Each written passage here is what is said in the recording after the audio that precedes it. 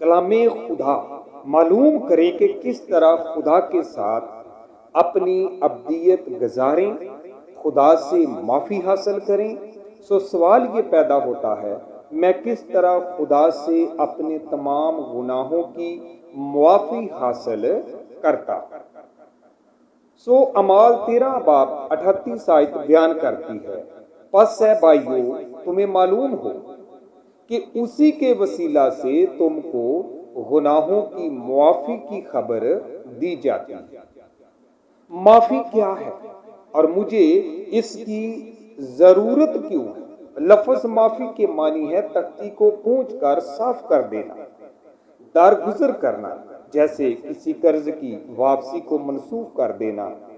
جب ہم کسی کا برا کرتے ہیں تو ہم ان سے معافی کے طلبگار ہوتے ہیں، اور ہم اس سے معافی کے طلبگار اس وجہ سے ہوتے ہیں تاکہ ہمارا باہمی رشتہ برقرار رہے۔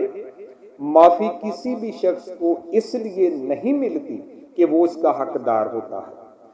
حقیقت یہ ہے کہ کوئی بھی غلطی کرنے والا معافی کا حقدار نہیں ہوتا۔ معافی در حقیقت محبت برا اور بھرپور فضل سے تعلق رکھنے والا عمل ہے۔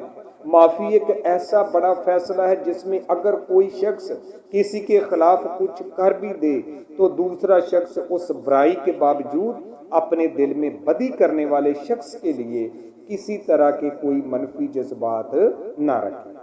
کلام مقدس ہمیں سکھاتا ہے کہ ہم سب کو خدا کی طرف سے معافی کی ضرورت ہے۔ ہم سب نے گناہ کیا ہے۔ واہ 7 باب 20 آیت بیان کرتی ہے کہ کیونکہ زمین پر کوئی ایسا راست باز انسان نہیں کہ نیکی ہی کرے اور خطا نہ کرے۔ پہلا یوحنا 1 باب 8 آیت بیان کرتی ہے، اگر ہم کہیں کہ ہم بے گناہ ہیں تو اپنے آپ کو فریب دیتے ہیں اور ہم میں سچائی نہیں۔ ہر طرح کا گناہ در حقیقت خدا کے خلاف بغاوت کا عمل ہے۔ 51 زبور 4 آیت ہے۔ اس سب کے نتیجے کے طور پر ہم سب کو خدا کی طرف سے معافی کی سخت ضرورت ہے۔ اگر ہمارے گناہ معاف نہ کیے جائیں تو ہم اپنے گناہوں کے نیچے میں اپنی ابدیت عذاب میں گزاریں گے۔ متی 25 باب 46 آیت، یوحنا 3 باب 36 آیت۔ معافی میں اسے کیسے حاصل کرتا ہوں؟ یہ خدا کا شکر ہے کہ وہ محبت کرنے والا، رحم دل اور ہمیں معاف کرنے کے لیے تیار ہے۔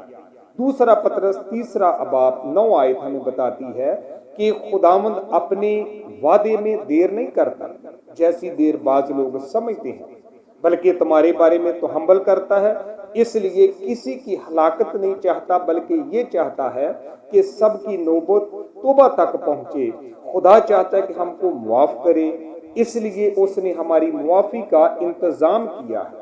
ہمارے گناہوں کی سزا صرف اور صرف موت ہے۔ رومیو 6 باب کی 23 آیت کا پہلا حصہ اس بات کا اعلان کرتا ہے کہ گناہ کی مزدوری موت ہے۔ ہم نے اپنے گناہوں کے ابدی موت کمائی ہے۔ خدا اپنے کامل منصوبے میں ایک انسان بنا، یسوع مسیح کی صورت میں ظاہر ہوا۔ خداوند یسوع اس موت کو سہنے کے لیے صلیب پر ہوا جو در حقیقت ہمارے گناہوں کی اجرت تھی۔ سو میرے عزیزو، آئیں یسوع پر ایمان لائیں، ابدی اور ہمیشہ کی زندگی پائیں۔ آمین۔